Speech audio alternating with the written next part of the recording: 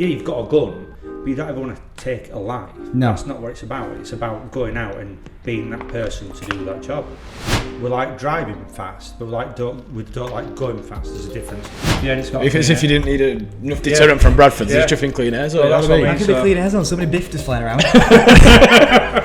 You're just in a constant world of negativity when you're in emergency services because you're giving your life for other people.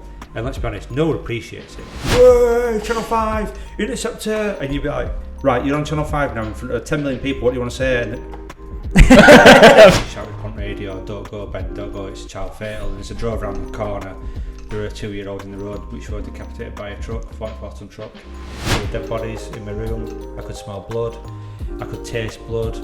I was waking up, being smothered. If it weren't for my friends and family around me at the time, I'd have committed suicide a long time ago.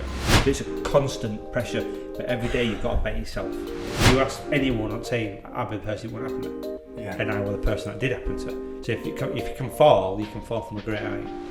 It was like the switch had got in my life had just changed forever. Wow.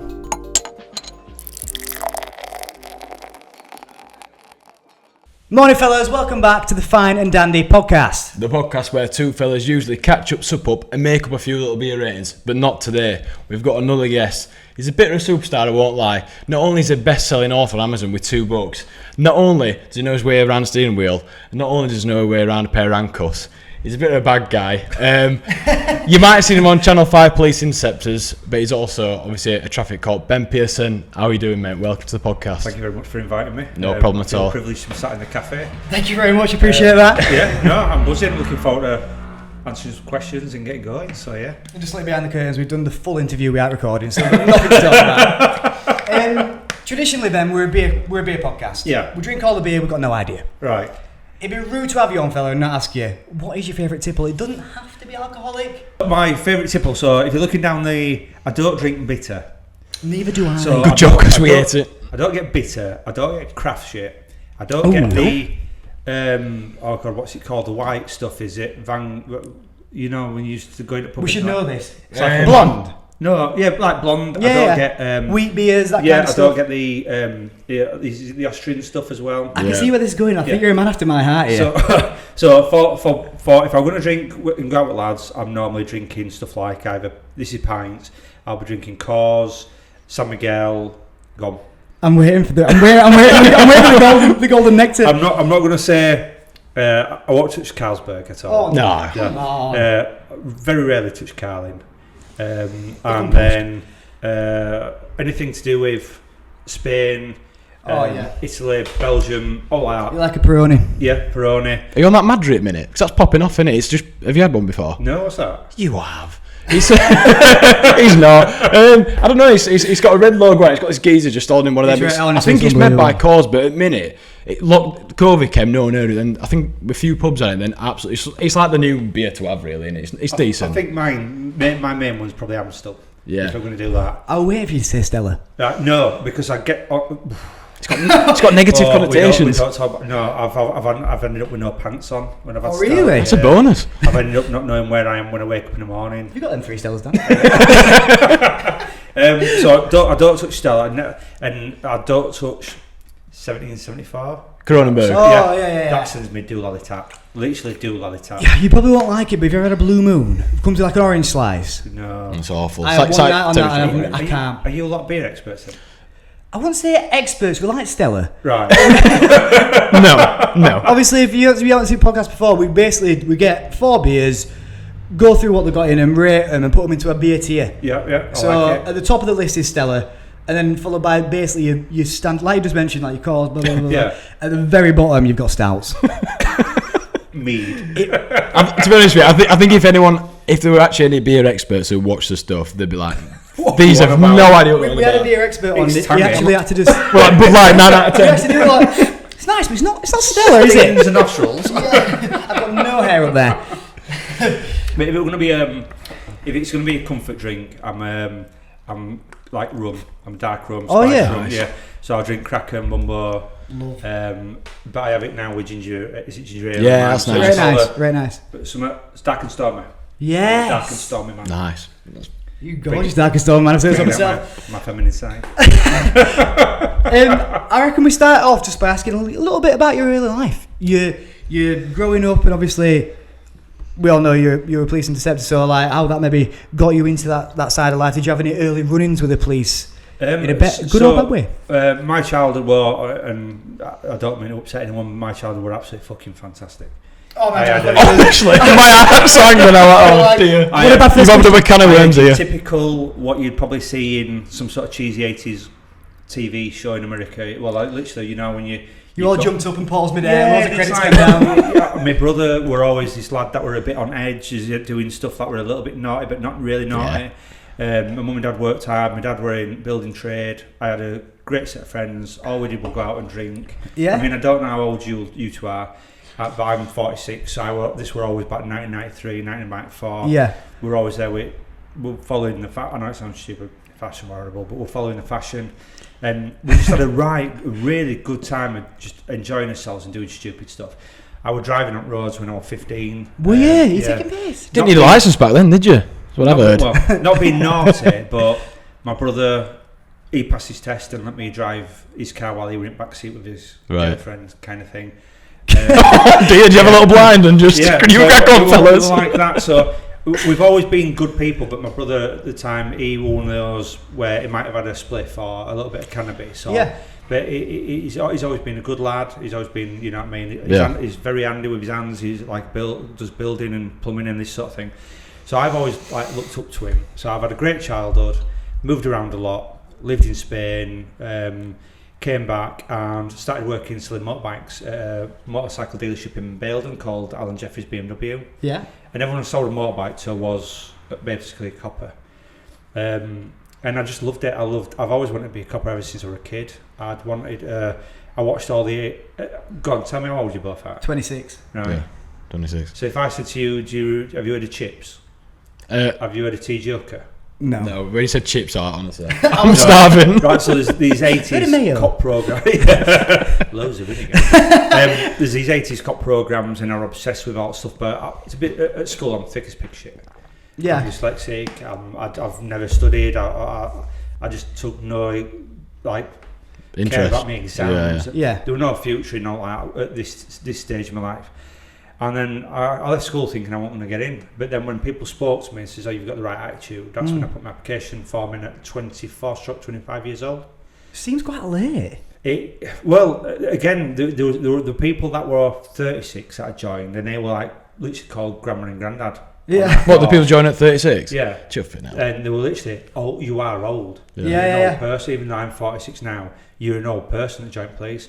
But there were one or two of them that were like 18, 19, but you were too young. Yeah. So 25, you were roughly sweet spot. Yeah, the right sort of age for the people that were on my intake. Joined in 2001, and then I excelled in the physical and practical aspects of the police. Right. But I didn't excel in the academic stuff, the writing statements, the reports, the files. I were behind the scenes. Sounds terrible. Yeah. That I mean, so I could get my hands on someone, wrestle someone, get him to the floor, but then I'd spend 5 hours doing a 2-hour bit of paper. Yeah. So I struggled like hell with that. On beat, so I was a uniformed cop, what you'd see at 199 calls, and then one day application for traffic came out, so I applied for traffic. That seems like the coolest bit of the police. It is.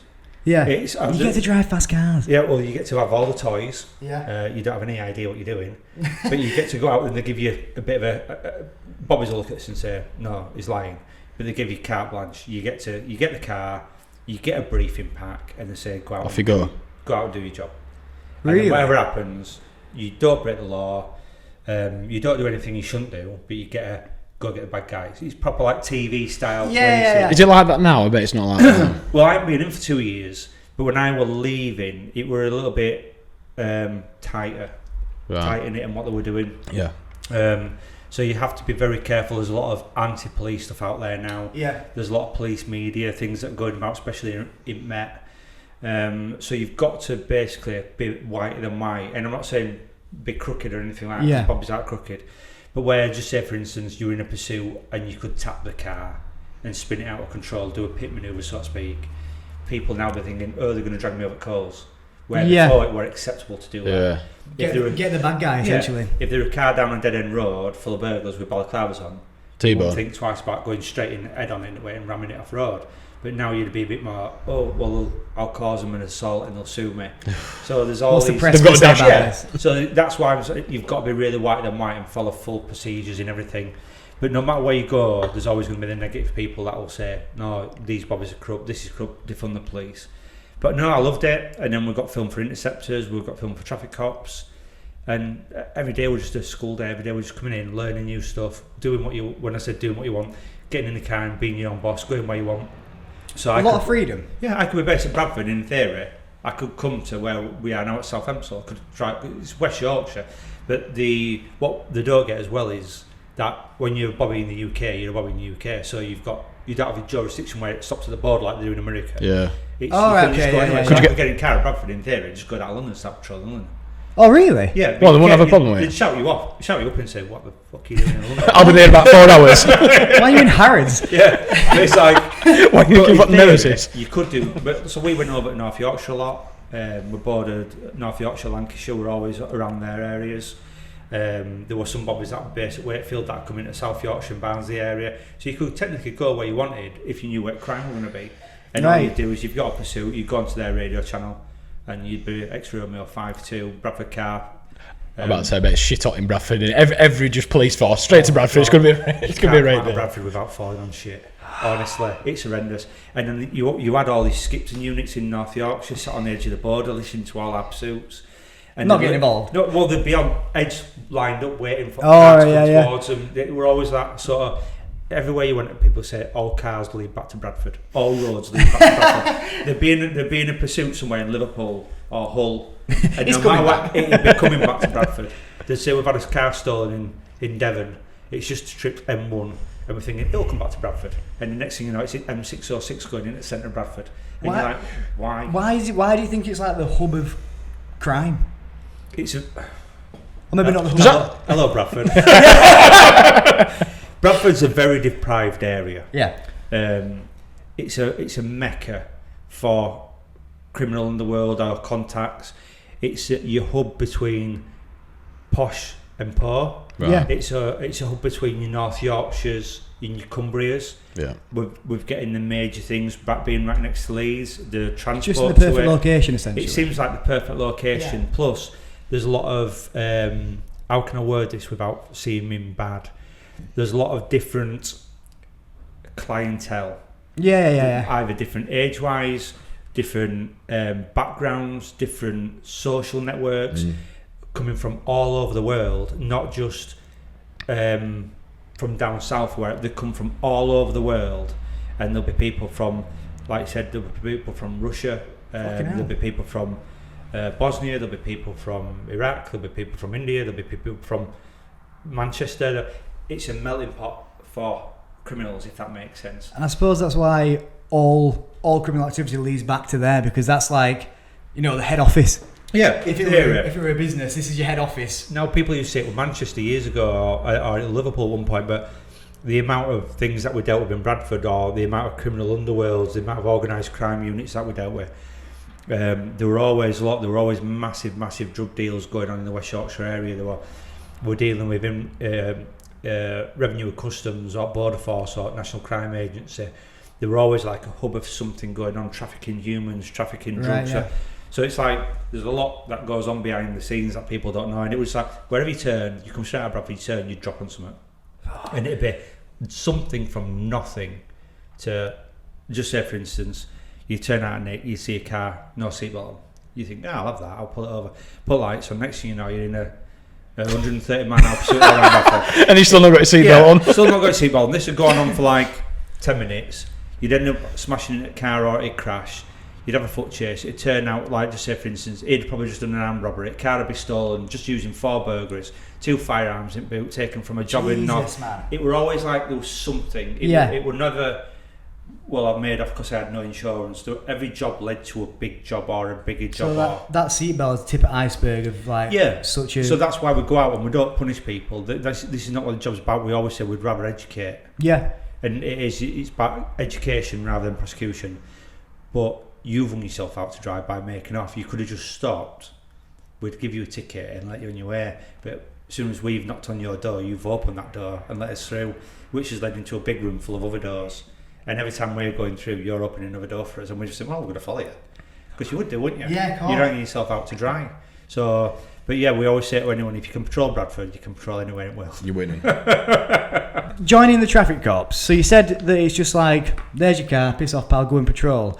I had it in my mind because it's such a high-powered car, and obviously you're going to be doing such like impressive police chases and what have you. You might have to do quite an intense driving course. You know, reverse round a corner, do a parallel park. No, it's All not scary literally welcome to traffic, here's your car, bugger off. Yeah. You've got a 2-year aideship. So I had Baby Ben on my team, who I tutored, who were on interceptors with me. But just say, for instance, you came to my team now, you'd have to go through an interview process, then a selection process, and then when you get in, you're under me in theory for 2 years. You've then got to pass your advanced traffic law knowledge 1, 2 and 3, which is about all trucks, weights, measures, vehicle dimensions, driving licences, ASCAN, what you can and can't carry, all motorway laws, every single thing you can think of. So it's like driving test theory, but times 50. Once you've passed that and where you think you're capable, you then got to go for your advanced driving course, which is normally about 4 weeks. You're pushing 8 to 9 hours a day for 4 weeks, driving probably 200 miles, all never below 80 mile an hour. Jesus. Maybe 90 mile. But you've got to do it driving test standard. So I'm going to say to you now, get in a car outside, I'm your instructor, right, let's go to Pontefract Racecourse. But you can't go under 80 mile an hour, you've got to have a blue license, but you've got to drive to driving standards for your driving test. So you've got to check the mirrors, you've got blindside, you've got I'm going to make a joke, mirror signal manoeuvre, but it's actually you've is, got to do everything, but at high speed. Ooh. And then we'll say, we'll get to that location, I'll say, right, take me to Cumbria. And then this is within the first hour of your day, get to Cumbria, and then I might say, right, take me down to Lincoln. Mm-hmm. But then there's another Bobby in another car, that'll be like, he'll be told, right, you've got to get past these lads. And then we're told, don't let anyone get past, but if it's safe to do so, let them get past. Yeah. So you're doing a bit of a cat and mouse all the way down Lincoln. It sounds fun. I was just going to say that. Sign me up. Right, so it sounds fun, but then you get one mistake wrong, and they say you're off course, you're out of traffic. Yeah. So all your interviews and all your law knowledge and everything you pass, it's all gone. So everyone's literally, no one's laughing at these things. Everyone's thinking, how the fuck do I get to Lincoln? Yeah. And they'll say, right, follow the A6248. Oh, so you haven't got sat nav road, it's just literally it's road signs, everything off your pop. Oh, okay, I'd fail. No, this is what, so follow the A6298, follow the B6247, and then go A1 southbound coming off at 32, and you're like, what? No idea. So then you set off, and you're 90 mile an hour then through a 30 mile an hour zone. What is that traffic sign? Everyone's sighting back, the instructor's marking down, then all of a sudden the other car comes past you with lights on, and they're like, why have you let him get past? There's a lot going on, isn't there? And so you've got to outrun another police car, basically. Yeah, you've got to get there, and then next thing you know, then it's that on your commentary. So then you've got to get your commentary up to scratch. So you've got to talk over it, why you're doing it, point and stuff like that, use this and that and other. You're not making grade, you're off. I'm going to give you one more day, you're off. And then pressure. 4 weeks of this, you're getting home, you're shattered on a night. Yeah, I bet. You've got full write-ups to do, you've got structured reports to do about understeer, oversteer, how your vehicle brakes, sustained braking. And after that, when you do pass, or if you pass, if you fail, you're off traffic, and it's all been for nothing. If you do pass, then you come back to me for 2 years, you'll learn your T-pack, which is your boxing, and if I still think you're not right, I'll either extend you or it'll get 2 years and I'll kick you out. You've got to impress me for 2 years. So do you get multiple goes at this? So if you've had a bad day, you failed it, is it at one time done or? No, if you do something dangerous, that's it. You've gone and you've lost all your permits, such as your beat permit, your chip chop permit. So just to drive you shops and back, you've lost all permits. Back to selling motorbikes, that's your lot. Yep. You're still in police, but you can't drive anything. They won't even let you in charge with a pen. Do you know That's what I mean? insane. Yeah. So this is how much pressure it is. So it seems good when you go out with your mates and you're mucking about. Yeah. But think about this way, that your future depends on this. The future role that you want in the job depends on this. It's no joke, is it? No. And the pressure you're getting is horrendous. But then when you pass, that's the lowest grade you will be. Every day then you go out with me and you're driving, you need to step up that mark. Right. So you're always being tested on that kind of thing? You on the advanced course, you're always being tested. But when you're, say, like in a tutorship with me, I'm then testing you for 2 years. And then if you start mucking about or you're driving it shit, you'll be pulled up. You're driving it shit. If you go that shit, you go back to driver training for another course where they're like, this lad's letting it slip. So that's how much you've got to run it. But then the real test comes when you get no proper pursuit. That's it. And then we're like, right, we're advising you, right, step it up, rein him in, let him go, get him on this corner, you know what I mean? Get on your paddle shift, you should really be in third at this point, and think about your braking. And if you're not good, all your pursuits then go to driver training, and there looked at where you can get kicked off.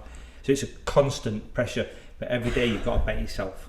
So after 19 years, it's going up and up and up, and it never stops. So it's not like age your keys, jog on. Yeah. It's like age your keys, and don't forget, when you have a smash, you've got to justify it. So if you justify it, like, oh, I took it out because of X, Y, and Z, and you've got it wrong, drive train, look at it, you've lost your permits. So again, so when you're doing it for right reasons at 3 in the morning to stop the burglars, if you fucked up and got it wrong, you're out and off traffic. So you're constantly mentally that's some draining. mad decisions to be making on fly, innit? Yeah, Really that's why people think, oh, I could have done that. I would have got away from you. Yeah. Like, you've got so many balls to juggle, and it's not easy. So when you see us on TV and we're talking at 130 mile an hour, think about all the stuff that goes through his head. Plus, we're trying to make a TPAC plan, so we're trying to get all the officers around us into a certain stinger location. So, pull up at A650, it goes left. You're not going to make A650. Go to A6309, so you're making a plan in your head. Still driving at 130 mile an hour. Jesus, man. Still thinking about your vehicle dynamics and still driving with letter of law, like on your course. Then when you get out, you're knackered.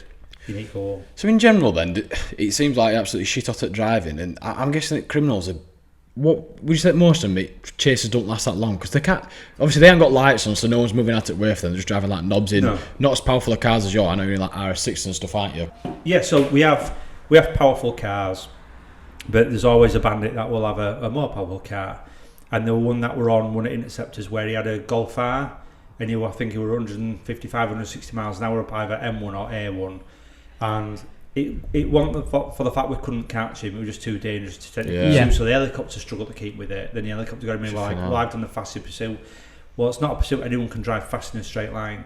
Normally, when we get behind the car and it fails to stop, 99.9% will catch him, but they'll either abandon the car or crash the car. Because what a lot of drivers do, they'll rely on the car doing all the driving and not the driver doing the driving. And there's only so much friction your tyres can have going around the corner before those tyres will give up. And there's only so much your four-wheel drive system or braking system will do it before it says I'm not doing it anymore, and it'll send you backwards through a bush. And that's what we do. We'll sit on back here, we'll pressure you a little bit, we'll observe you. Maybe they're going to make a mistake in a minute, and then get them. 9 times out of 10 they'll fuck you up. I suppose if they make the mistake, it's not really on you. Then you aren't going to justify. Again, if they muck up and kill themselves, we're under cosh. If they muck up and kill someone else, we're then under cosh. But if they kill someone through dangerous driving, it then falls on us to be, how can I put it, to show that we're not dangerous driving. If we can't, we get charged with death by dangerous driving as well. Do you really? Prison, yeah. So that's why maybe when they're going so fast or whatever, you're like, I'm not pursuing that because it's not. Because if he kills someone, you'll go straight to prison. You've got no defence in law for dangerous driving, even if you're an advanced traffic cop. Jesus, the law doesn't protect you. It's all against you, isn't it? Yeah. So that's what I mean. There's all these things running all the time, and then you've got to come at work and smile and go, hi. Yeah. And then you get somebody. How's your day? It's just like, sorry, Mrs. Miggins, I know you've crashed, but what do you mean I'm grumpy? It's a bit of a light-hearted question, just because it's obviously everyone likes fast cars, of course they do. What's fastest you've got from A to B? Like if I think, it takes 20 minutes to get from 15 minutes to get from Barnsley to Sheffield. I know that's a small distance, but if you said you can go anywhere when you're a police officer, you're chilling down in, I don't know, Canterbury, and you get called to Scotland or whatever. Yeah. Like what's like a quite impressive that's shocking that like, oh shit, we got from here to here in 20 minutes or something. I've worked this out before. I can't remember. We went out of London to pick a prisoner up. That was done in a very fast time. And we went to Birmingham, that was done in a fast time as well.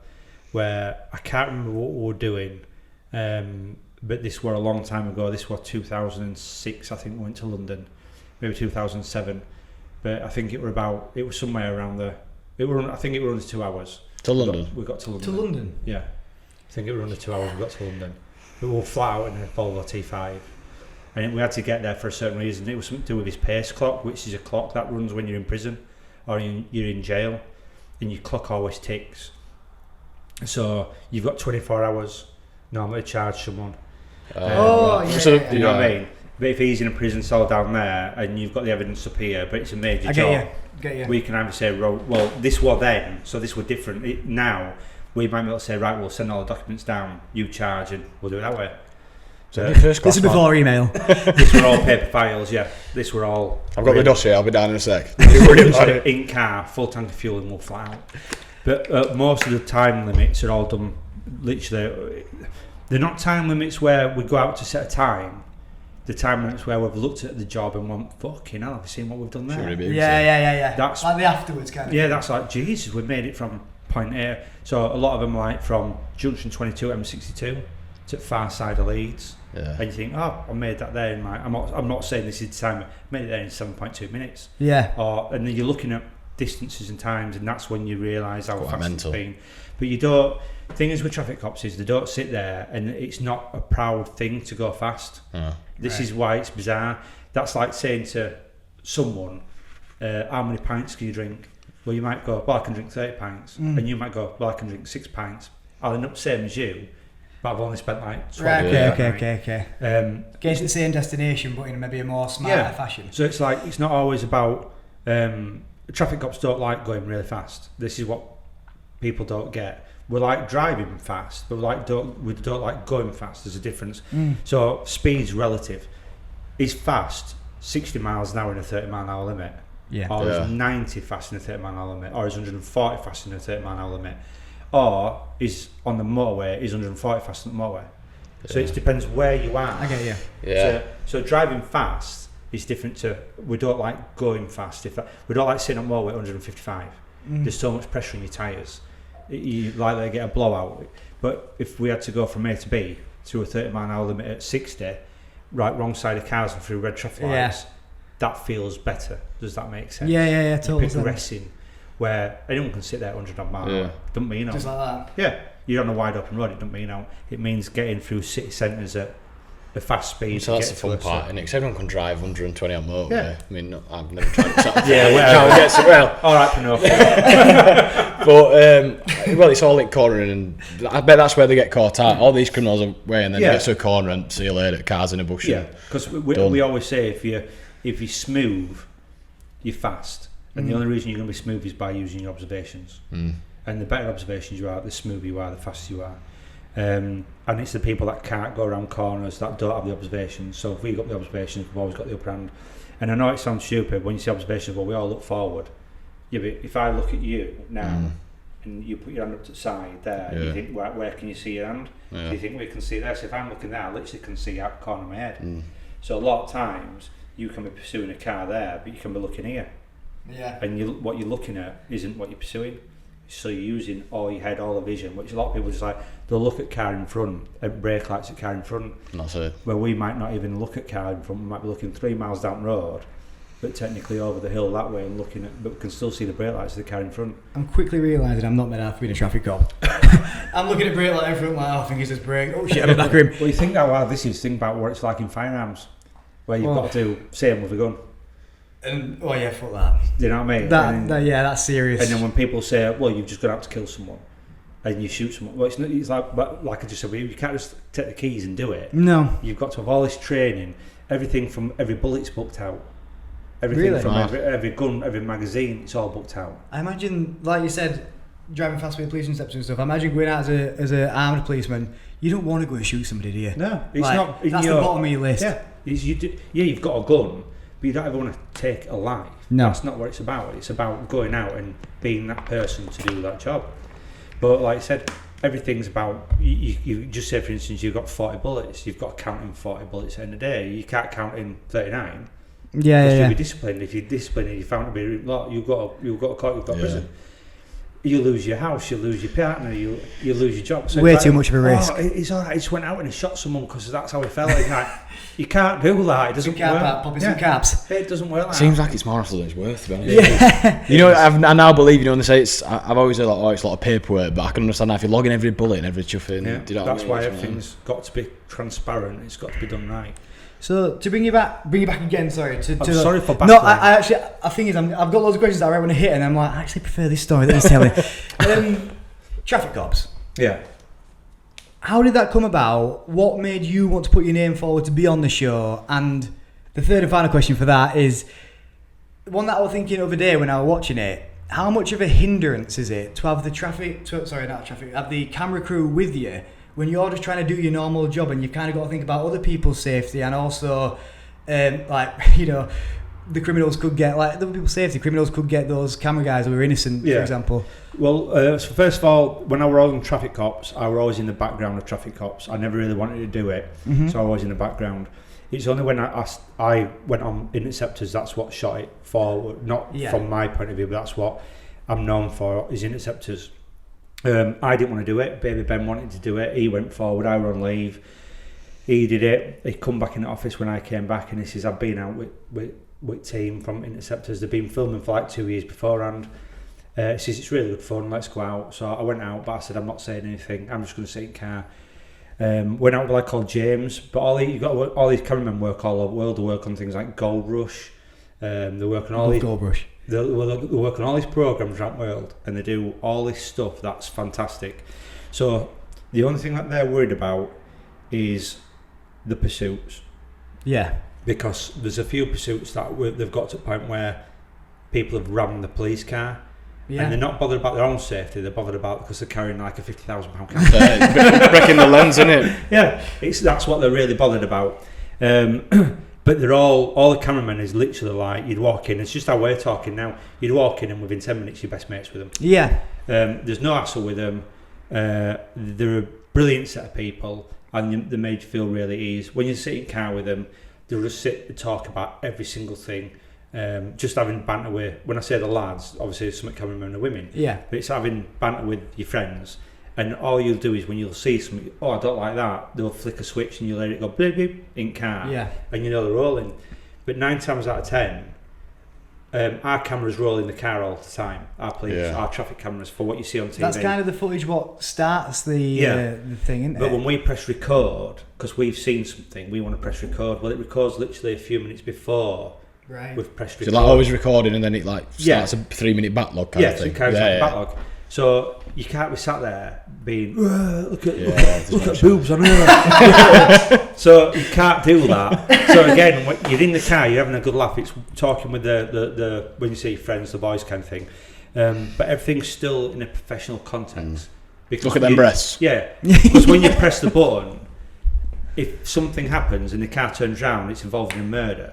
Well, all the videos been scrutinised and crown court in front of a jury, and if you're sat there going, look at the boobs or whatever, you'd never do it like that. So you know that when your car turns round, everything's recorded. Yeah. So you've got your game face on then, and you know what you're doing. And then first thing they'll say is, oh, what have you seen? And that's when you see the bobby saying, we've just seen a car come past us, we don't like it, it's hit our ANPR system of so and so, and then I'm driving, I'm trying to go through traffic, making sure again with my rights and entitlements and this sort of thing, and that's how it all works. They've never got in the way, and if anything they've been the other way around, where James, the lad, he's into Krav Maga, he's fit as a butcher dog, he's 6'3" and like 15 stone, he's a really fit, strong lad. Gets mucked in and that so he's one that it'd help us, and you know what I mean? Is that sound? Yeah, it'd help us when we're on floor wrestling with somebody. They wouldn't ever let you get. They're not like, he's got stabbed. Yeah. The other way around, where they'll be like, they'll put the camera down and twist help it you. down. Yeah, they put the camera down and help you. And we've had foot pursuits where James has just come running past us because he's not carrying the gear we're carrying. It's like, come on, lads, and you're like puffing and panting. Chucking you camera, you catch this. I've got him. Well, he's got to stop, run back, let us pass him again, and then start running to make it look like it's continuity. Tell the criminal to stop, like, stop there a minute, pal. So everything that we've ever done has been, it's like a family. It seems like that. Yeah, and then when they'll go out with you, they'll go out with the lads that'll think, right, they'll go out working, these lads. Yeah. Rather than, they don't want to sit and do no for like 10 hours.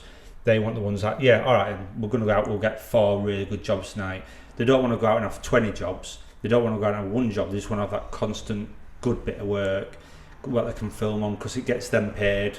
Everyone's happy. We're on TV. West Yorkshire Police are making it like we're committing an act against crime, and we're burying it all, and we're making roads safer. So everyone's in this little happy pot, and that's what we really want. So we don't want anyone to crash. We don't want anyone to get hurt. Did you get people, like other police officers, like trying to being like, oh, I'll go for that one. I fancy that. Like, you know, like trying to say, I want to do interceptors. Like, you know, like you stay there, buddy. There were 1 or 2 that came take on this one. attachments. Yeah. That wanted the check me out. I'm going to be Playing on up for TV. camera kind of thing. Yeah. That can't And- end well with such a high responsibility, well, can it? Everyone, we all know everyone that we work with. Yeah. In area, we're always on we're on Team 2, so we know all Team 2 bobbies throughout more or less West Yorkshire. So we know the ones, but also you'd hear the call signs. So we'd shout we'd log on as X-Ray Romeo 52. We've got the TV crew with us, so they knew, and we'd shout up with the lads who was detailed just in case our car did burst into flames. They knew who were in our car. All right. Okay. So you'd set off, so everyone would know X-Ray Romeo 52 what traffic car interceptor unit, and you'd be driving round, and a call would come in, just say for instance 3 suspicious youths wearing balaclavas. So you go X-Ray Romeo 52 shows on it, and you'd have these certain bobbies in area that go, yeah, Delta 1 show me attending, Delta, because they know that when they get there, they've like got big arms. Glistening skin. Yeah, Just big under arms, and they'd get up and down camera. Just nicked at Jim. They'd always, Give me a minute. you know, I think he's gone up there. I'd shake a little look at camera, and you're like, cameramen thought it were funny, so they're like, the film him, and it were good because let's be honest, it's very rare that you're going to get your face on TV anyway. Yeah. So if you've got an opportunity to do it, you could do it, but there are always same people showing up at these jobs the whole time. Sorry, Dan, go on. I think you might ask the same question. So, like, police officers, do you think there were criminals that were like, I know intercepts in town, have a bit of this, or is that a bit too far-fetched? No, they wouldn't do that because they know the organised crime criminals don't want to be anywhere near TV. No. Proper criminals. I wish like proper ones will do it right, Don't won't want to be anywhere near a visual TV reference or anything like that. The wannabe gangsters, it brought them out to play, but then it made them look officially stupid because we'd get out at a petrol station and we'd say, I bet you what, we'll have that what if man come up in 2 minutes. What are you doing, officer? What are you doing? Can I have a look? What are you do? It's Channel 5. What happens if I did this? What happens if I did that? Would you arrest me if I did? And then next thing you'd have car pull up in its side and they'd just get out and go, whoa, Channel 5, Interceptor, and you'd be like, right, you're on Channel 5 now in front of 10 million people, what do you want to say? And I've said it. but yeah, get back in your car and go away. So the proper criminals, it won't bring them out. It'd bring the wannabe gangsters out or the wannabe tough guys out. But then when they got arrested, then you're going to be on national TV looking like a right arsehole. But it's embarrassing. Is there any like GDPR rights where they're like, I know they've committed a crime, but you know they're like, I don't know, I don't want my face to be on police interceptors. Shouldn't be a bad person. So it's tough No, to yeah, true. I think the only thing we had, I think there were a thing in the back of the car that was saying, if you don't want your face, you are now being filmed for Channel 5. If you don't want to be on TV, please let us know.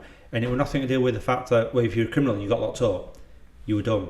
Yeah. If you're being processed by the police, we're giving you a ticket, you were done. It was that simple, because you've come to our attention, we're filming you. Yeah. Because we'll be in a public space and we're filming you.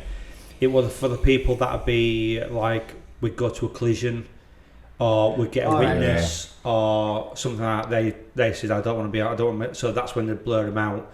Or there was a child involved. Essentially, that's like innocent people who don't really. Yeah, after getting our police card, that's why they get blanked out. But apart from that, unfortunately, you shouldn't be a shit. Yeah.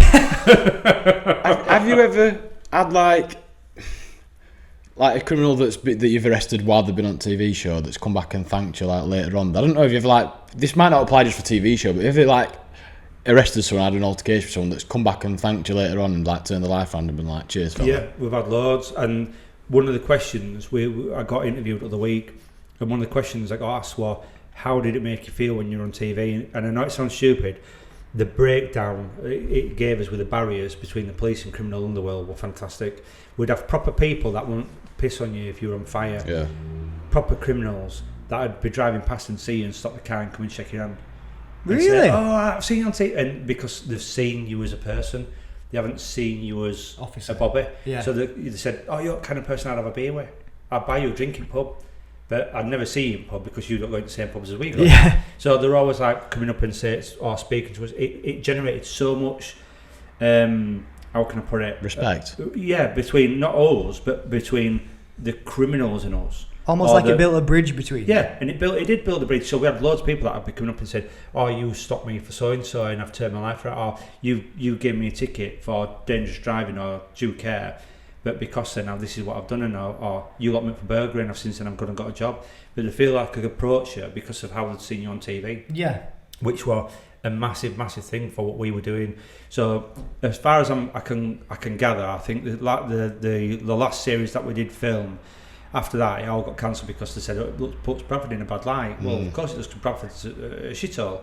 But you're just shining a light on it, essentially. But the idea being is it showed us what we're doing. The people liked it, the members of the pub liked it, and the criminals liked it because they saw us and we got respect from them.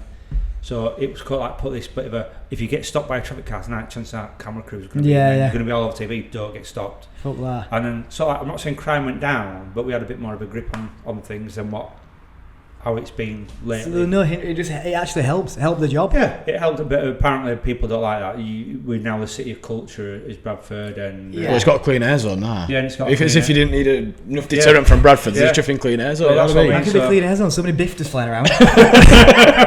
It might stop. I have no idea. God, he's got me. How does it affect your personal life being on traffic cop? Sorry, I keep saying traffic cops. Police Interceptor. Sorry. For example, like being on a night out, is it then you get recognised? Do people start playing up with you, or do they just respect you? Again, it's vice versa. It's gone from me being in trouble a lot of times, or being in situations where it's got out of hand, being in a pub because people see you as that pig. And you can't go to certain places because people don't like you. Next thing you know, you're known because you're on TV. Yeah. And everyone leaves you alone. If all kids come up to you and ask for your autograph or your picture, again, criminals come up to you and just talk to you like they know you because they've seen you on TV. Yeah. So since I've done it, I've had nothing but my life's turned around and for the positive rather than negative. Where I used to have to go into a pub and have my back to the wall, or certain restaurants and have your back to the wall and see the door. Where it was the other way around then, where they'd see you, recognise you, and then know you as a person, but didn't want to invade your life. Yeah. So when they did have a chance to speak to you, they'd come over, they'd be respectful, and all it did was it was fantastic. The only thing we didn't like is when they try to, and that sounds bizarre. A lot of people don't know what to say to you. They see you on TV, they think they know you, and they think they know that you are this sort of person, and you are. Right. But they talk to you then like they know you. Yeah. And it's like if I met, just say for instance, I've seen Gary Barlow on TV. But if I saw Gary Barlow, I'd be like, "Hi Gary, you alright? Yeah, remember when you did this?" And he'd be like, Remember when Shalisa's breath absolutely fucking stunk? yeah. And you're like, "Who are you?" And I'd be like, "Oh," but it feels like you know someone even though you don't. They're a stranger, aren't they? So when people come up to you, a lot of people try and touch your kids. "Oh, yeah, you must be Harriet," and then pat them on the head. No That's way. when you whip cuffs out. Yeah, you're like, "I don't like that. If you want to talk to me. Yeah. Don't involve my children. My children know what's going on. They talk about it at school. My children being there when people come up and want a picture or want me to sign something. Yeah. And my children understand what daddy does for a living, this kind of thing. But I haven't involved them in what I'm doing. So don't involve them in it. If you want to talk to me, come up and shake my hand or come talk to me. And I'll be really nice, really respectful to you, kind, do whatever you want. Yeah. But please don't touch my children. Listening to that, I bet 90% of people don't realise that they're doing that, because I suppose by getting behind the curtain of police have got this stigma, but I suppose when you see them on intercepts and you're having a laugh in car and it's all right and it's you're not all bad. I suppose naturally if you meet someone who's famous kind of thing as well, that you don't realise that you're doing it. So do you find it's that if you point it out to people, they're like, "Oh, sorry," or do you just like not address it? It's like, no, I always address it. This is what I mean. So as you were saying, it's like 95% of the people come up to me are always like very respectful, very kind, very polite, and I love it. I think it's fantastic. Yeah. I'm like literally, I'm a cuddler. So I cuddle everyone. I can't wait. I'm a cuddler. No, I love it. I love cuddling people. I love interaction with people. I love it. It's the 5%, and it's the 5% I think are creepy. Yeah. And I'm on about it serious because it's like, irrespective of what you do in the police, there's 5% of people that are like, I don't want to be honest, probably scare me. Yeah. You're dealing with every single type of person and every single type of person, from being normal to a criminal. So you've got all that scale, and then you've got all that you can't expect everyone to be on the same wavelength as you. So it's not opening a can of worms or going down rabbit hole, but it's the 5% of people that scare me as a person. Yeah. You know what I mean? You'll have that person in a pub and they'll just like stare at you for the sake of staring at you, like, "What are you staring at me for?" And they'll just keep staring at you all night. They don't know they're staring at you, but they're staring at you. Yeah. It's that sort, you know what I mean? Yeah. and it following at gents, and you're like, why are you following me at gents? Said you're a Here good it is, look. have a look at it. yeah, I know, but that's what I mean. That's the 5% I don't like when they're like trying to talk to my children about it, and it scares me because my children don't need that. So I'll always say, please talk to me. And Millie, my partner, she's a bobby. She just takes kids off. Yeah. So if someone stops me when we're walking straight forward, a million kids will just keep walking. Yeah, and she'll pull them away and just keep walking. So Which strangest place been recognised? Because Channel 5 Interceptors have been, British. Everyone watches British TV gents' around the world, toilets isn't it? normally. Yeah. Normally when I'm stood outside of somewhere, like at a service station, I'm having a piss. So you're The guy him, with aren't his you? face. Yeah. You're him, aren't I you? recognise that one. It's like, what I would say is if I were in toilets and Tom Cruise came in for a piss beside me and I'm having a piss, I wouldn't go, you're Tom Cruise, aren't you? Yeah. I'd like have a pee, wash my hands, go out, and I'd be like, that's Tom Cruise in toilets. Yeah. And I'd wait for him to come out, and I'd be like, I am sorry to bother you. Obviously, we shared a wee situation. Didn't want to say it, but I just want to say big fan of your work kind of thing. But it's when you do it over A piss. Yeah, it's like a bit. So gents' toilets basically. You see, when you were talking earlier, you said you're a cuddler. Obviously, I can't wait. Yeah. But being a police officer as well, at what point do you have to go? I'm a cuddler. Right now, I'm taking you down. Can you switch it off? Is there a switch? Yeah, there's a very thin switch. And we're always, when we've dealt with fatals, when we deal with assaults and this, we're always very, come here, you know what I mean? And then someone's died, I've just told someone the loved one's died, we're very cuddly and this sort of thing. But I remember my sergeant saying to me years ago, don't I can't remember what the wording was, but it's like, don't confuse my kindness for weakness. Yeah. And it was like, just because I'm a hugger, don't mean we won't take you to the floor kind of thing. But yeah, it's a very strange situation when you're fighting with someone. And again, it's like traffic officers driving fast. You don't want to be fighting. We don't like fighting with people. When they say, "Oh, it's police brutality," I think I don't. What are you seeing? Because like I'm seeing, as soon as we get involved in a fight, we're filmed. Yeah. It's on audio. There's so many forms to do. The chances are someone's going to get hurt. We don't want to get hurt. We've got families to go to. People think that we just want to go around and beat people up. We don't. I don't get it because. Next thing you know, if it all goes wrong, we could end up going to prison. It's like I don't get. We don't have this code with CPS, where it's like nod, wink, wink, rub fingers. Yeah. Take cameras off. It's like CPS. As soon as they hear there's a bobby, that's going to get locked up. It's like, right, what can we get him on? Let's go through his tax returns 4 years ago. Let's look at is his shoelace done correctly? Because, like I said, he's a member of the public in a position of trust, like a teacher. So they'll throw a bucket at you. So we don't want to have a fight, but there's a certain time when you think, right, I've got to, you know what I mean? We've got to do something about this, and we've got to get physical. You mentioned just then, like, obviously, going into a loved one a family member, their loved one's died. I'm assuming you've had a plenty of moments where you've been on patrol and you've pulled up and you've gone to RTC, road traffic collision, and you've seen, like, it is fatal, and I just wonder if you can run us through what that feels like, maybe to get that call on your radio, or maybe a bit first at scene and have to maybe deal with that. There's a terminology when you go into stuff, so we know it's our bread and butter of fatal collisions. We know that this is what we're going to be dealing with all the time, and we're trained to deal with it, and we're experts in scene management and collision investigation and all the stuff that you'd expect us to go through. It's part of the training we go through.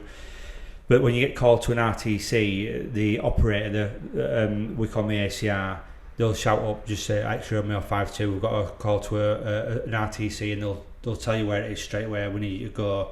Reports will come in and just saying, for instance, believe it's a fatal RTC, and they'll just say car versus truck versus cyclist, lone cyclist. They'll give you an idea. And then what you do then on radio, you're pumping them full for information. Can you tell us if road's blocked? Can you tell us is there an ambulance on its way? Can you tell us what's going on? And they'll give you as much as they can, because there'll be multiple calls, and there'll be someone taking the calls and sifting through the police logs, putting them on a screen for that person who's talking to me to read. Right. And when they say it's a fatal, or it looks like they're doing CPR, no response, it's when you pull up at the scene. It's so weird, because as an OIC officer in charge of the scene, you're not meant to get involved. This is really weird. So you block the scene off, then it's my job to get out, put my white hat on, walk around with a clipboard and doing this, doing that, getting a sketch plan together, getting witnesses, getting suspects. As opposed to going to the... But you've got a care of human love inside you, Exactly. which makes us different. So what you do is you run to the casualty and you start doing first aid. But there's all sorts of stories that tell you when you're doing your training. Like there were a woman that, I think it were a nurse, there were a truck crash and she got out of a car, liquid on the floor, and then she's run towards the truck driver to give him first aid. But by the time she's got like within 10 metres in, she's already gone down to her knees. It's like an acid on the floor. So she's literally just dissolved as she's got caught further and so she started running through it. Oh my God. So you're meant to stand back and assess the scene and assess for dangers. Is it a gas explosion? Is there liquids on the floor? Is there anything toxic? You can go to where we've had people commit suicide in car and they've got a thing on window saying please don't open the car door, and they'll give, I don't know what it's called, but just say for instance phosphorus Cletcher-Born syndrome. It's certain things they'll put in a bucket and it releases a toxic smell and it kills them instantly. But if we open the car door, it kills us. But they'll put a notice in the door. So you've got the person who's committed suicide will do this? Yeah. So they'll put a notice in the door saying don't open the door, we've got so and so. So then you've got to call certain teams out, CBRN teams, to come with all special hazmat gear on to make it all safe. I suppose. But then when you get there, No, go on. when you get there and there is a body involved, and whether it's a child or an elder person, it's a very, very strange thing because everyone looks at you. And the people say, I've got you on film for beating that man up, or I've got you on film for wrestling that man. Couldn't give a two shits. What is important is when there's a body in the road and everyone turns around and looks at you and they'll just say, traffic ups here now. And you've got to know what you're doing. You've got to get rid of all emotional contact in your body. And you know it's a dead body on the floor, it's a dead child on the floor, it might be a baby. And you've got to do your job. Right, has anyone seen anything? Who's the driver of that car? Who's the driver of this car? Right, can I have both drivers over there, please? If there's someone doing CPR, are you happy doing CPR? Or do you want me to take over? Can you take over? In that case, you'll take your vest off, get on radio, I need all the units here now. Yeah. And you've got to structure it that you're the officer in charge. But I were really bothered if a witness goes, do we want to save that kid's life? So you do what you can to save that kid. But if that kid's gone, next thing you do is detain the suspect. Yeah. Because we've had it where people have gone, right, who's the driver? Oh, it's in there, hang on a minute, CPR, you know, he's dead. Right, where's driver gone? Right, okay. Do you know what I mean? Yeah. So what you do is IP, injured person, driver, then witnesses, and you've got a structure of how you do things. And it's bizarre. It's only when you get home that's when you start thinking about it. That's when your head starts turning over. You start thinking about the smell. You've still got blood in your hands, the taste in your mouth, what you've seen, and that's when it gets upsetting. Are you meant to? And I know that police officers do suffer with this, and like yourself, but how are you meant to switch off from that? Get home and think, well, what's for tea then? Do you know what I mean? It puts it into perspective, doesn't it? Yeah, there's people that say, well, I'm built for it. This is what we do. It's part of the job, but it's not. You can't ever deal with it, regardless of what job you're in. Ambulance, fire, army, navy, police. You can't ever get to a job where it's involving a dead body or a dead child and expect it to be normal behaviour. And you can't expect it. And when someone turns around and says, "This is normal," oh, it doesn't bother me. Well, there's obviously something wrong with you if a dead child doesn't bother you. Yeah. So you can't act that tough, and this is why I've medically retired, because with the illness that I've got, it just gets to a point where you can only see so much in life. Your body's and your brain, which is your CPU unit or whatever you call it, is only designed to take so much information like a computer, and you can't overload it. And when it overloads, it fries it like you do with a computer. Yeah. It's that simple. So that's how your brain works. And when you're putting too much emotion, too much thought and too much damage in there, it will shut off and it will make you mentally ill. So the best thing we always say is, right, people need to start talking, they need to start saying when they're upset at an event, they need to start saying, this has really damaged me, I can't stop thinking about this, this is worrying me, I'm shaking a lot. But what Bobbies are scared of, and this is what really upsets me about where I am now and what I talk about, is the fact they're worried about all that stuff I told you how to be a traffic cop. You come forward and say, I've got a mental illness, or I'm struggling, can I have your permits? Yeah. I've got so far to do traffic and now I'm in firearms, can I have your permits? There's still a taboo maybe about it. There's a massive taboo about it. Yeah. So do you want to lose your permits? You're just going to keep quiet about it, aren't you? Keep quiet, and you'll sit bottling it and bottling it and bottling get it. Worse. And you come in on Monday morning, where's Stan? Oh, he's hung himself last week. Sorry fellas, we had an issue with cameras, the cameras died. We can't exactly remember where we were talking about there, but I do have a question which can get us kind of, I think, back into the zone then. Is there a particular shift or a particular thing possibly that happened what sticks in your mind and thinks that shift were a shitter? That was possibly the worst shift I've ever worked. Yeah, that worst one was the first one after my mum's funeral. The first time I went back, which was the 2-year-old child decapitated by a truck. It was the first job I went to. Again, I got told to go and hide. I was in a marked car in my area. And I just said, I won't go to anything, but just send me out. So they sent me out, and the call came in for a child knocked down, and there was no one else to go, so they sent me. But the control unit, the ACR people, knew that why I were off and why I'd come back on that day. And as I was driving into the collision scene, they were beckoning me through, and she shouted upon radio, "Don't go, Ben, don't go, it's child fatal." And as I drove around the corner, there were a 2-year-old in the road which were decapitated by a truck, 44-ton truck. And then when I got out of the car, that's when the first signs of what I call as mental illness got me, because it were a rubber band across my chest that got tighter and tighter and tighter. Yeah. And it was like those dreams you have when you're walking in treacle or you're sinking into the floor.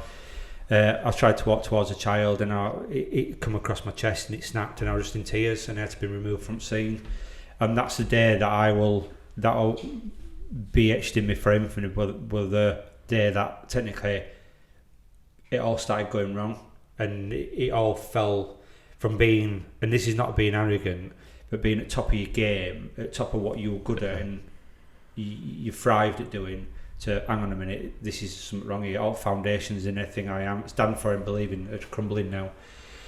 And then from that day forward, it's when it was shit, everything started getting worse, the mental health got worse, the structure of work got worse, all the things that could have gone wrong went wrong, and that's what's led to, obviously that's the start of where the PTSD journey came in. But I will always remember that for the rest of my life as the day where it all went to rat shit, basically. Jesus Christ. What was the time frame from you coming back from your mum's passing to this accident? It was 2 weeks. I had 2 weeks off when my mum died, and then we buried my mum, set her on fire basically, cremated, or whatever you want to call it. And then I think it was a few days after that, and that were it, back to work.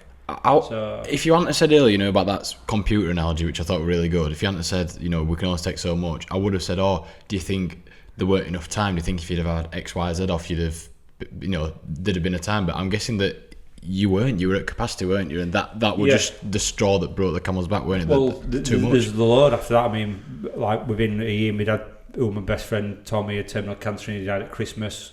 So it was like, that's what I mean. It's snowballed, and it was fatal after fatal after fatal. But yeah, what should have gone on is I should have had a lot more time off. I should have stayed at home. I should have been told to get my head into order. I should have gone back on light duties. I shouldn't have left the police station for as long as I felt comfortable. But you're not in that role. No. You're in this role of, like I said, here's your car keys. Go out there and make it happen. You're in the role where everyone else is, I'm going to go out there and make it happen. If you sat in an office and the other team come on and they're going, why are you going out and making it happen? And you've got to tell them, and you don't want to tell them that you're struggling. So it's one of these things where you don't, and no one does. And there might be 10 lads on your team, and 3 of them are dying inside, and they're wanting to die because they're struggling, but they'll come in and go, hey, are you alright? Yeah, give me car keys, I'm going to go out and make it happen. And it shouldn't be like that. It should be literally, I can't go out, I'm struggling. And then it were only going to get to the point I was coming in, I was saying, I'm fucked, there's something wrong with me. Mm-hmm. There's something, and it turns out I was going through red traffic lights, like at 80, 90 mile an hour, and I was just passing out in car, and then waking up. I were having night terrors, there were people waking up, there were people stood up by my bed. Really? Yeah, physical people stood up by my bed wearing balaclavas, and so I was getting out to wrestle them, and there were no one there. There were dead bodies in my room. I could smell blood, I could taste blood. I was waking up, being smothered. I was crying at every single thing you can think of. My anxiety was through the roof. I could get in a police car and it felt like I could bend the steering wheel. So all these things just build up, and there's no rhyme reason. There's no one's fault. No one's like, you're to blame, this person's to blame, the force is to blame. It don't work like that. What works is I'm a victim of a certain set of events, and events that weren't dealt with properly by either myself, my family, the workforce, the structure of the work, everything. Because like, I think I'm the first person that's come out and being like, these are the signs and symptoms, and this is what happened, where no one else has really done it. We'll talk about things at work, but no one's actually come out and said, this is how you struggle, this is how things fall down, this is what goes wrong, this is what you need to look for, and that's what I campaign about now, and that's what I do when I do a lecture. It's all right to sit there in your black tap vest, your black tap combat pants, your Navy SEAL boots, whatever they are, and all this stuff, and sit there going, but not listen, because I was that person that sat there and going, yeah. It wouldn't happen to me, and if you asked anyone on team, I'd be the person it wouldn't happen to, and I was the person that did happen to. So if you can fall, you can fall from a great height. Do you know what I mean? Everyone probably saw you as like, I don't want to say boss, but you were like the leader maybe of that team, and then I were a dominant. I'd probably say I were a dominant alpha male. Yeah. There were a few of us that were at that level, if that makes sense. But there were me and another lad called Dave, and we were probably like the how can I put it? Oldest people on the shift, the most. I won't say most talented, but most responsible. Yeah. Dave were always the one that had act up if there were no sergeants there, but it were fatals. It were me and Dave that were always running the fatals. Me and Dave were always TPAC, lead TPAC or whatever, and we were good at what we did. But then, so when you fall, you're like, I never wanted to be that person that would be the weakest link, and I was the weakest link, and it's hard. It's hard to sit here and say I wasn't what I was. I was like a failure to the team, or a failure to myself and to my family, but only because there were certain things that I think could have been cited by knowledge, and if you know that knowledge, you know, I could go into a room now and talk to 100 people and come out and say, he's got mental health issues, he's struggling, but where before it wouldn't even ban out. I could say he's a burglar, he's a criminal, but not to mental health issues. So these, you just refer to the talks you're doing and like speeches and stuff. What I suppose what I'm trying to say is, like, if somebody's in, take us back. When did you leave for? 2 years ago. Take us back 2 to 3 years ago, and there's a Ben Pearson, but it's a different guy. What have you got any advice to do struggling like that? Do you know? Yeah. So first thing I did 3 years ago, I'd have been get a grip of yourself, man up, suck it up. Yeah. You know what I mean? You don't need a pill, you don't need this, you don't need that. It's all in your head, really, isn't it? But now 2 years, I'm like, fucking hell, what an idiot I was. I say stuff like that. And now, take me back a year, I'm like, the biggest thing that people can do is talk. I'm not who I was. I'll never be who I was, and I'm proud of what I've gone through. But I'm more proud of the people that say I've been able to get somewhere because I've talked. And all it is open your mouth. I've never met you two before, but within 10 minutes you can sit and talk. Yeah. So I can sit here now and say I've got massive mental health issues. I still cram myself to sleep a lot of nights. I still can't trust people. It took me 2 years nearly to get in a relationship with my son when he was born, because I didn't want to have anything to do with my son. I miss my parents all the time. I think there's not a minute a day I don't think about my mum and dad and the impact they've made on my life. Like I said, I feel massively insecure in a lot of things I do, but it's part of the illness. But I can say that to you now when I don't know you. Yeah. So why can't people that had watched this speak to their own parents, their own brothers and sisters, their best friends, the person to talk to in pub?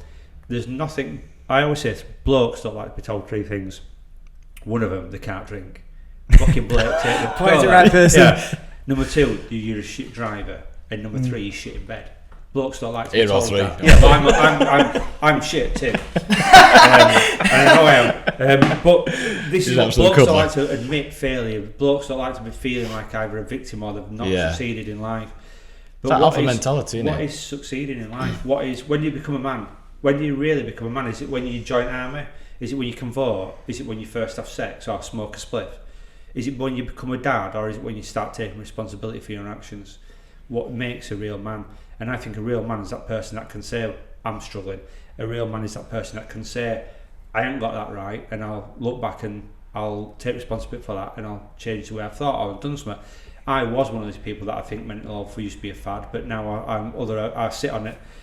I sit on peak at church, so to speak, throwing out all the communion, whatever you want to call it, to everyone that'll listen, because I just think, if it weren't for my friends and family around me at the time, I'd have committed suicide a long time ago.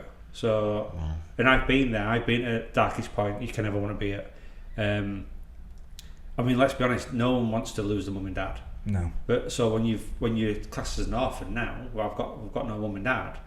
Who do you turn to? Who do you go for your hug? Where do you go for your Sunday dinner? Who do you turn to when you're struggling? You don't have anybody. So you can't sit there and say mental health's not real when it is. Everyone goes through it, whether it's a divorce, whether it's money, whether it's stress about opening a business, whether it's about have I got life right in general. But what you've got to do is you've got to take what you've got, you understand why you've got what you've got, and make it work for yourself. Be proud of who you are and be the best version of yourself every single day. You can't settle for second best because you only get one chance at this life. And if you're struggling, you open your mouth and you say, I'm struggling. Once you've crossed that barrier, there'll be people there to help you. But I can't make you say those words. You've got to want to say those words. Yeah. I can sit there and still say, I'm not saying you have, but you've both got mental health issues. And you know you have. Just tell me and I'll help you. Yeah. But people just sit there and say, I'm fine. And they'll go home and start crying and go, fucking hell. Do you know what I mean? It's so easy to talk. It's so easy to just open yourself out. And when you do put your arm and say, I just need help, the people that are there for you. I came out of place and I was like, I need help. And the people that came forward, it's phenomenal. And they're all there to help you. Do you think, in a way, like, everybody feels like, not everybody necessarily, but a lot of people feel like I need help, and once you maybe open that door to somebody, they're feeling saying like, thank God he's talked to me because I want to talk to him about that. Do you know what I mean? Yeah. They always say the biggest thing for criminals or murderers is to say, come out with what they've done. And a lot of people, it'll haunt them inside, I've killed someone, and they'll sit there and it'll haunt them for the rest of their life. I need to get this off my chest. That feeling I need to get, it's not I need to get it off my chest, I need to talk about it. Yeah. That's the difference. There's what's on your chest apart from hair or clothes, nothing. Yeah. It's about changing the wording. I need to talk about what I've done or how I'm feeling, and that's what you do. There's so many people that have opened up and sent me messages saying, I've gone to my GP. As soon as I talked to my GP, they've said, you're struggling, and they've put me down this road, and now I feel better. I feel I've lightened the load, and I call it an invisible rucksack or backpack, and it's filled always 65%. It's got your life in it, it's got your partner in it, it's got your money in it, and it's got your mortgage in it, and you're trying to juggle it all the time. And when something happens, normally one thing in someone's life, it normally goes to 100%, and you're trying to make it work, so you've got to empty that rucksack. Does that make sense? Yeah. If you don't empty it, it'll become fuller and fuller and fuller, and it'll weigh you down. And at one point, it'll start to overflow. Then what do you do with it? Where are you going to put all your emotions? That's when you can't. That's when you can have a bag of chips, please. Yeah. But why are you crying when you're stood in a chip shop? Yeah. Because you've got no way of controlling it. It's about making sure to control it. It's about making sure if you need to empty it, you empty it. And you can only juggle 3 balls with 2 hands. Don't try and juggle 7 unless you're an expert juggler. And are you an expert juggler? Well, you're not. So just juggle 3 balls. Have a simple life. Talk about your issues. Talk about what's wrong, and then that will start stemming the illness, and it'll start putting you on a positive path. Well, I mean, I don't even know how to respond to that, to be honest with you. But I think it sort of does transition a bit into what you're doing now, and obviously, so you sort of had a shit few years, like with both your parents passing, then obviously at work and that. Do you think that, like, obviously everything happens for a reason, obviously that, I'm not saying that has, but do you think that's obviously put you on this path now? Are you grateful? Like where would you be if you hadn't gone through that? Would you still be milling along, and do you think you'd have got to this point at some point? But like, are you sort of grateful that it's put you on this path, and now you're openly speaking, and I'm sure you're helping loads of people? Do you know what I mean? Yeah, no, I do, because I've been asked that before, and I think it's an awesome question. The fact that if I want my parents back. Yeah. Everyone wants their parents back. I want my parents back, and I want them. If I could clip my fingers and have them back, I'd have them back. But the fact of the matter is, if I did that, I wouldn't be where I am now. And if I'm not where I am now, I won't be helping the people that I'm helping now and doing what I'm doing. So you've got to wait up, and there is no coming back. We know that. Yeah. But I like to think that the fact if they had the choice, they wouldn't want to come back. Does that make sense? Because see what you're doing now. Yeah, because they'd be like, let him do what he's doing now, because he's helping more people. He's a more positive. If they were back, and I had the choice of not going through the mental illness and not doing what I'm doing, I'd probably still be in the police. I think I'd have come out of traffic. Yeah. Because I wanted to experience different things. I'd probably still be in the police, but then I won't be here now. Yeah. And you think you've got to run the rough. All lives have peaks and troughs, don't they? And if they haven't gone, and I didn't break, well, I won't be doing the journey. But again, I think, well, what's achievable in 2 years? Think about what's going to be achievable in another 2 years. Where you're going to be, and the path that I'm on at the moment, it's made such an impact on people's lives. all over the world, and I don't mean me. I mean about the fact of like my books, they're sold worldwide. There's clothing sold internationally. I've bobbies in America that wear as patches or pads. They listen to what we say on YouTube, and as videos are shown in Met, or I spoke to Bobby the other week who were in, I think, in Nottingham Police, and first day they played one of my videos. So it's creating such an impact on people, and that's what I like about the fact of, hang on a minute, I don't get anything for it. It's not like I get £10,000 every time a video's played. Yeah. I get nothing. I'm here talking at you. I don't want anything. I don't need anything. It's just basically about getting the message out. And again, like I said, it's nothing to do with the monetary aspect. It's to do with the knowledge, and that's what I want people to understand. It's about where I am now. I'm happy where I am. Someone said to me not so long since we're talking, it's a lad called Luke Campbell, who's founder of Anders Man Club, and his words are, there's a massive difference between mental health and mental illness. Now I've got a mental illness, it'll never be cured. I'm on tablets, I've had therapy, and I'll be at a certain level of my life. My CPU's back, which is completely fried of what it used to be. I can't be an advanced driver anymore.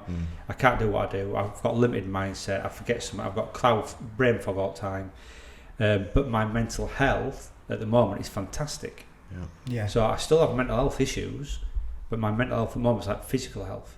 Yeah, I've been at gym in age, so my physical health at the moment is pretty poor. But my mental health at the moment, I woke up every morning, I'm positive, I'm smashing it, I'm happy in myself. But when I do cry, I cry positively. I don't cry thinking, oh, I'm poorly. I cry, and it releases stuff, it releases hormones, it makes me feel better about myself. But the mental illness will never go away. So there's a massive difference between mental illness and mental health. So I always say to people, how is your illness? Have you got illness? Well, I haven't really. I've got a mental health issue, which is fine. I've got a mental health issue and work it, use it, find out how to control it. But when people got mental illness, does that make sense? I've never even thought about it like that, to be honest with you. Two separate things. Yeah, so I've got a mental illness, but my mental health at the moment is booming. It's positive. And that's what I say. You can still have an illness, but you can still have cancer, but you can still have a positive mental health about it. You can still be, I woke up this morning, I might be dying. We're all dying. We're all apprentice old age pensioners, aren't we? We're all dying in a way. But then you might be like, I mean, my auntie in Mallorca, she had breast cancer, but she was fucking positive every day. Yeah. She's like, big deal. And then obviously the operator cut out and chemo, whatever, and she's fine. So it's like that. Her mental health was fantastic. Yeah. So you've got to let your mental health decide where you're going to go. And you've got to control that aspect. You've got to be positive when you can be positive. And if you want to be negative, but negative just brings nothing. Yeah. Positive, it brings everything. Would you, in order to have a positive mental health and having a mental illness like yourself, that's got to be managed, and for your mental health to be booming. Would you say, like, you can't obviously? I assume like that's quite quick. If that maybe takes a wrong turn, but that's quite quick to take over, and then it can bring your mental health down. Yeah, definitely. Because like I say now, so just say for instance, I've got a motorbike today. I've tried to change brake pads. I've done an hour. I'm fucked. I've got to stop. If I burn myself out because I know I've got to drive here, I'm going to struggle. So I'm going to be here till whatever time. Drive home tomorrow morning, I'm going to be tired. Yeah. So my mental health then is going to start suffering. So I've got to be always aware. So now one day if I want to wake up and I think I'm really tired today, I can feel myself struggling, I'm tired, I'm just going to lay in bed all day. I can justify laying in bed all day to keep a high mental health. It's when you start doing it the other way around and you're letting it control you and you burn your candle at both ends. So I know when I'm starting to sink. I can say, well, lass, I'm struggling now. I've had a few days that are bad. Kids have been a bit arsey. You know what I mean? I'm not on point.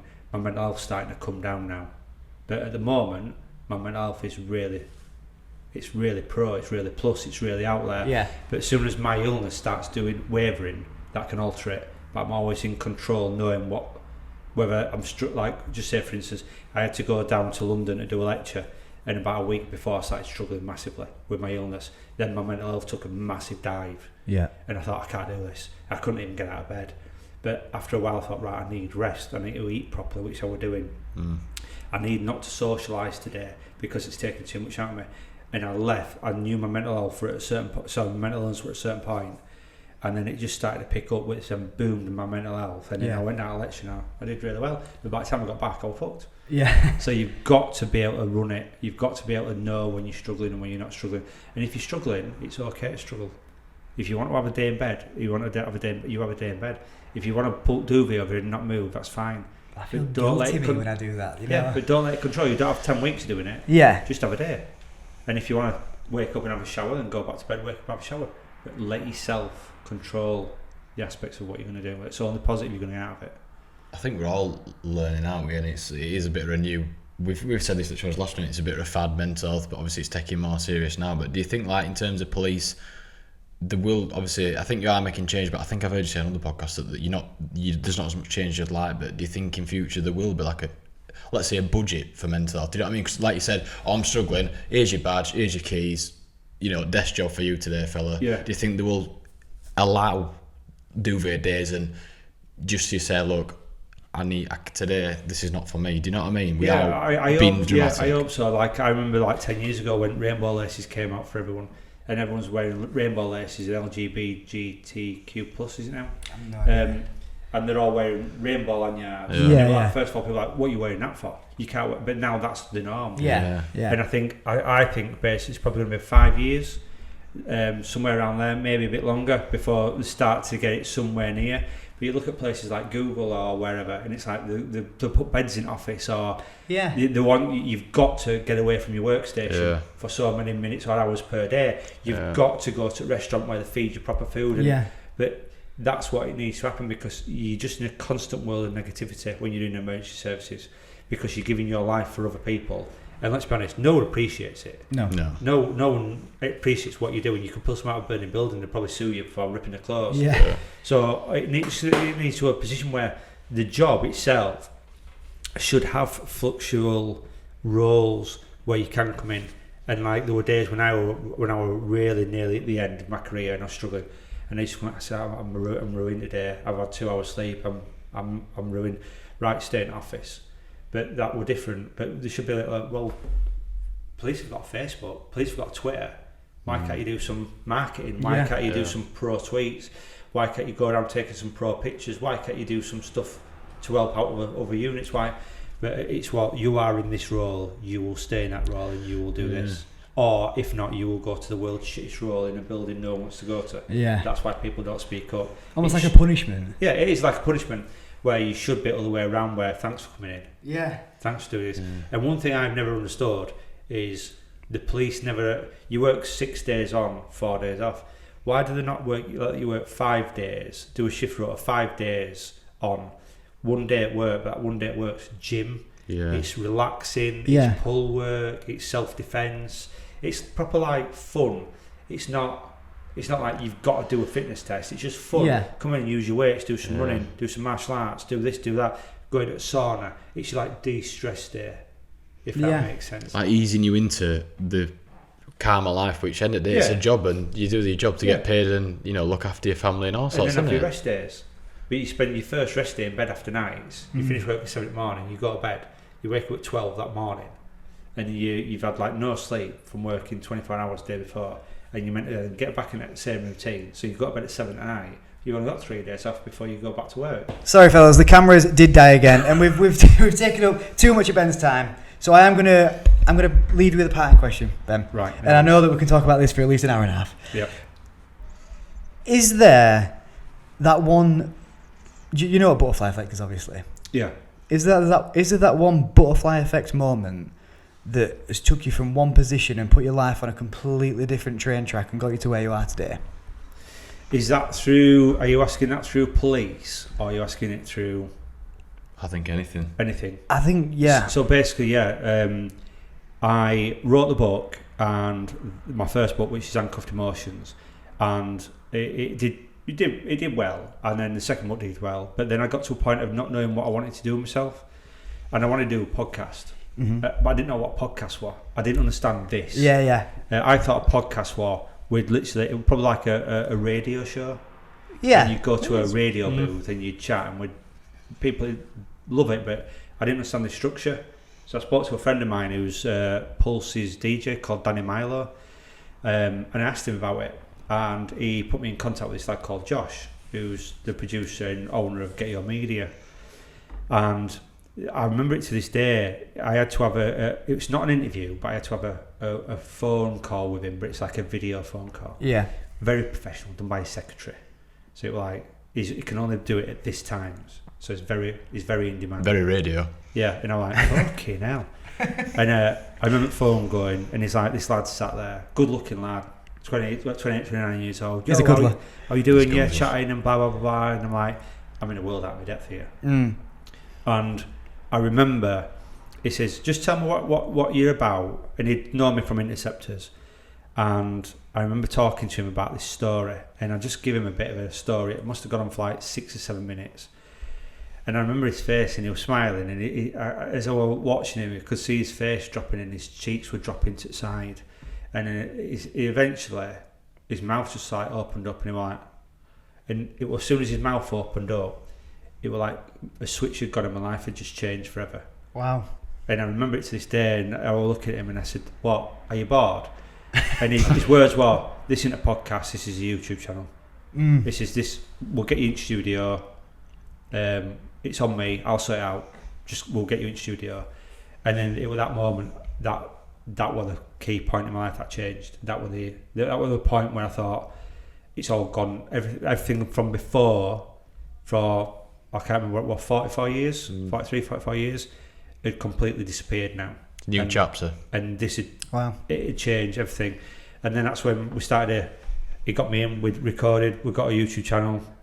Within first year, we were on, I think it was like 72,000 subscribers, 7.1 million views. Jesus. It's gone around the world. We're followed by loads of famous people, loads of celebrities, loads of podcasters, videos watched in Parliament. They were showing in loads of police forces for mental health training, firearms training, and I was pulled from pillar to post to do keynote speaking, to do appearances, or to do mental health chats. And it's just got bigger and bigger and bigger, and it's not stopping. And it just seems to be this barrel of, and that's why I put it. So the YouTube affects the podcast affects the speeches affect the clothing affects and it just goes round. But it's just getting so much momentum now. We've got like this charity, so we now hopefully we'll be now registered as a charity. We've nearly got £5,000. And it just goes round. So we then be able to give mental health therapy to bobbies. So people who had my illness will be able to get it detected quicker. And so now, hang on a minute, within 2 years now, it's less than that. It's about a year and a year and 12. No, a year and 12 months. That sounds stupid. 2 years. A year and 2 months, maybe 3 months. We've gone from having nothing to I'm on my third book, which hopefully trying to get released before Christmas. I've been asked for the film rights for the books. Wow. There's all sorts going on. I've just done another series for a TV channel that I can't tell you about. That's going to be out towards Christmas time, and it's just going and going and going. And I don't want it to stop because it's about how many people it affects. It affects people in a positive way, and that's what I like about it. That is unbelievable. So that's the butterfly effect for me. With Josh's face when his mouth opened. Yeah. Well, I mean, he's seen something in you that's clearly, changing thousands of people's lives, saving lives as well. And me and Dan just want to thank you for coming on today. We've got, to people at home, we've got 100 questions here that we didn't even get through. So hopefully we'll come back for maybe a part 2 if you enjoyed watching it at home. But thank you very much, Ben. I appreciate your time. I'm going to go for a wee now. Yeah, don't speed home. Cheers for watching. Thanks, Ben. Thank you very much. Thank you.